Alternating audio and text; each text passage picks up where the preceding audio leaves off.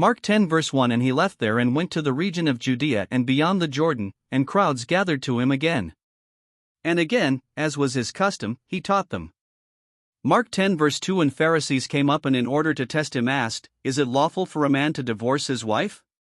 Mark 10 verse 3 He answered them, What did Moses command you?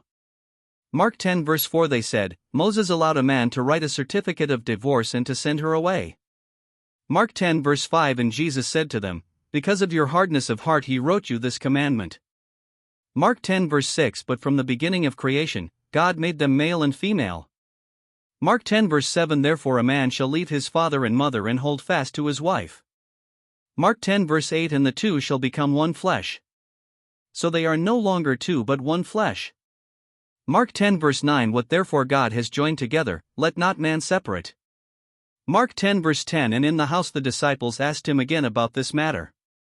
Mark 10:11 And he said to them, Whoever divorces his wife and marries another commits adultery against her. Mark 10 verse 12 And if she divorces her husband and marries another, she commits adultery.